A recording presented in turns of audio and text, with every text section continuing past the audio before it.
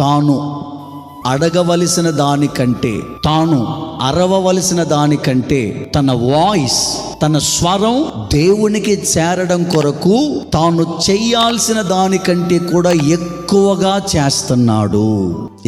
ఎవరి దగ్గరికి వెళ్ళాలన్న వాయిస్ చెప్పండి? ఎవరి దగ్గరికి? మన వాయిస్ దేవుని దగ్గరికి వెళ్ళేటప్పుడు చాలామంది ఆటంకపరుస్తారు మనల్ని. ఏం ప్రార్థన చేసినావులే, కూర్చో, ఇంకా నువ్వు ప్రార్థన చేస్తే దేవుడు వస్తాడా, దేవుడు వింటాడా, ఆయనకి వినపడేదాకా నువ్వు చెయ్యాలా? కొంచెం మనం అట్లా భక్తిగా ప్రార్థనలో ఉందాము అని అనుకునేసరికి ఎవరో ఒకరు మనల్ని ఆపేస్తుంటారు. గుర్తుపెట్టుకోండి, నువ్వు చెయ్యాల్సిన దానికంటే ఎక్కువగా నీ స్వరం దేవునికి వినబడాలి. ఎవరికి వినబడాలా? మన వాయిస్ అనేటటువంటిది, మన స్వరం అనేటటువంటిది దేవునికి వినబడాలి. కొంతమంది గొంతు ఎటుంటుందంటే కన్న కన్న కన్న కన్న కన్న అంటది. ఈడ అరిస్తే యాడికి వినపడుతుంది? లాస్ట్కి వినపడుతుంటది. అట్లాంటి వాళ్ళని నేను గుర్తు పెట్టుకుంటా, మైండ్లో పెట్టుకొని ప్రార్థన ఇస్తుంటా. ఎప్పుడన్నా ప్రార్థన చేయండి ఆ మాటట, అప్పుడు మాత్రం అమ్మ కొంచెం గట్టించండి.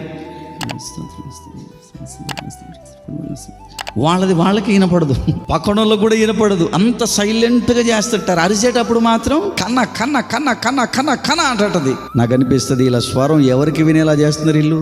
కొట్లాడేటప్పుడేమో మందికి వినపడేటట్టు చేస్తారు. బుద్ధి లేని వాళ్ళు సైలెంట్ కొట్లాడుకోవాలి లోపల.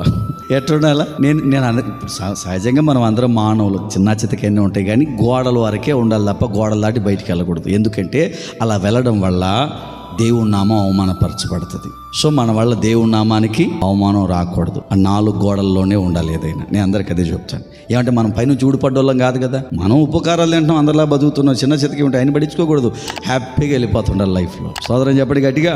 ఈయన స్వరం ఎవరికి వినబడాలని అరుస్తున్నాడు? మీ బాధ ఎవరికి వినబడాలని మీరు ప్రార్థనలు చేస్తుంటారు? మీ కష్టం ఎవరికి వినబడాలని మీరు మొరపెడుతుంటారు? మరి వెళుతుందా వాయిస్? ఆ స్వరం చేరుతుందా? నువ్వు చేసే ప్రతిసారి గుర్తుపెట్టుకొని, నీ స్వరం దేవునికి వినబడకూడదని చాలా అడ్డం పడుతుంటాయి. వాటిని దాటి నీ వాయిస్ దేవుని దగ్గరికి వెళ్ళాలి. అలా వెళ్ళాలి అంటే బీ ప్రాక్టీస్. ముందు నుంచే మీరు దాన్ని ఏం చేయాలా?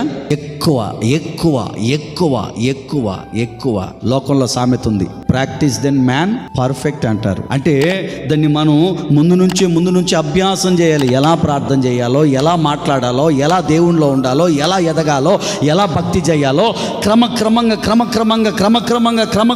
మనం నేర్చుకుంటేనే కదా రేపొద్దున మన వాయిస్ ఆయన చెవుల్లో పడేది.